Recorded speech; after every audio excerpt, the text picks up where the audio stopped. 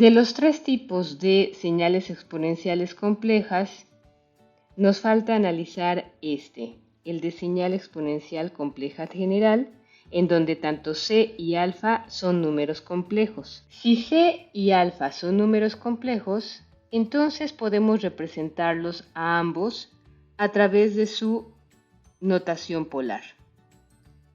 C entonces queda como su magnitud por e a la j teta y alfa queda como su magnitud por e a la j omega 0.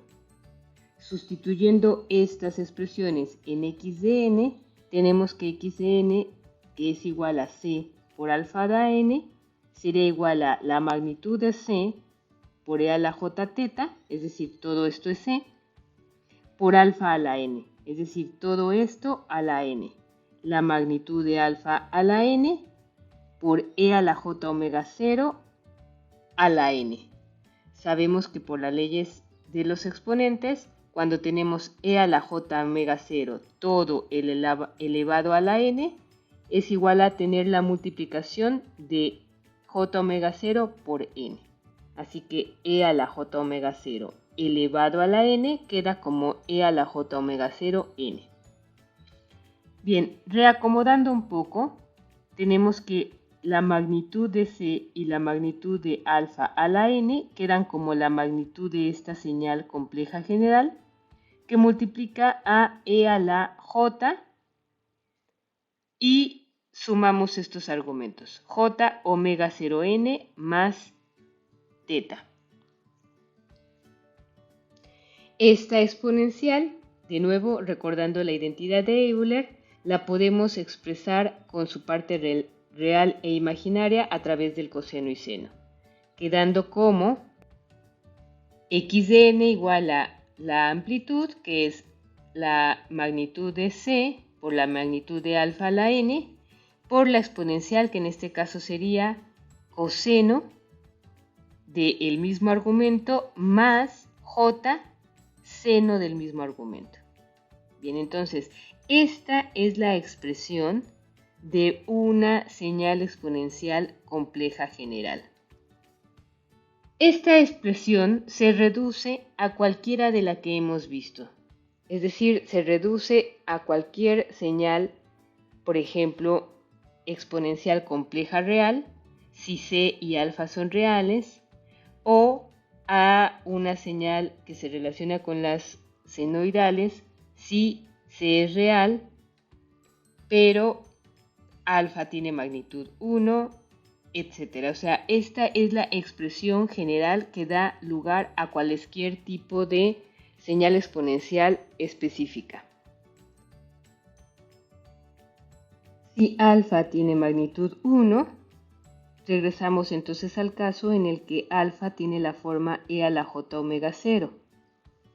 Sustituyéndole la señal, tenemos que x de n, que es igual a c a la alfa n, queda como c, que es en general un número complejo, donde tenemos su magnitud de c por e a la j teta, todo esto es c, que multiplica a e a la j omega 0 n, es decir, a alfa, que es e a la j omega 0 a la n. Reacomodando, tendríamos entonces una señal compleja con magnitud c por e a la j que multiplica el argumento omega 0n más phi, usando leyes de los exponentes.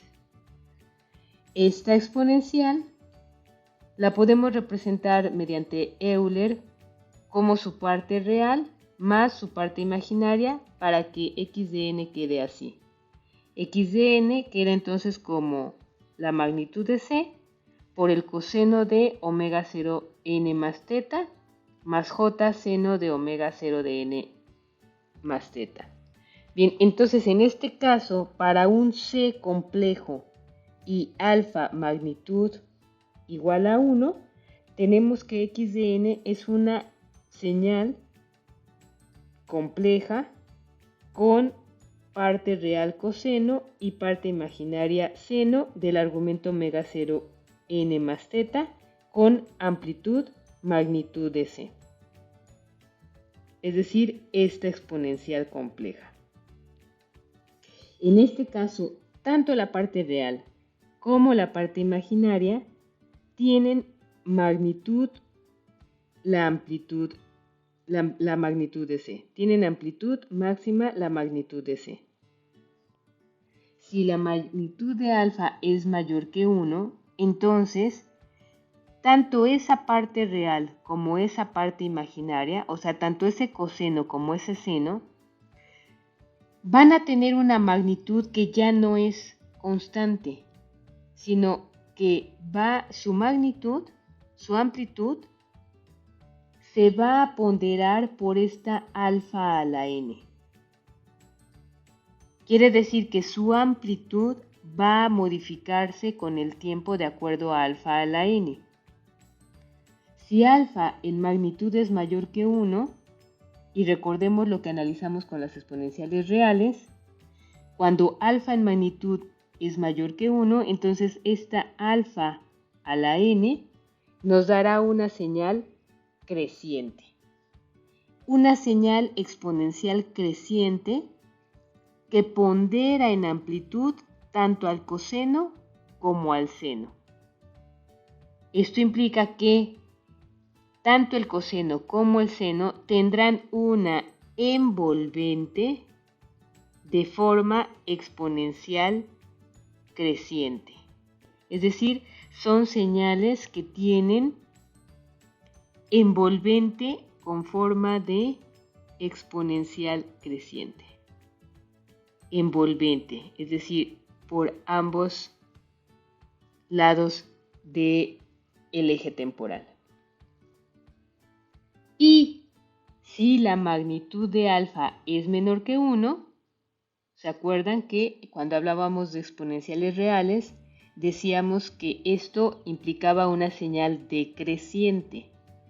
Entonces, si tiene magnitud de alfa menor que 1, que multiplica con la expresión alfa a la n al coseno y al seno, que son las partes real e imaginarias de esta x de n, entonces quiere decir que estos cosenos y senos tendrán una amplitud que va a variar con el tiempo de acuerdo a una exponencial decreciente, por tener alfa en magnitud menor que 1.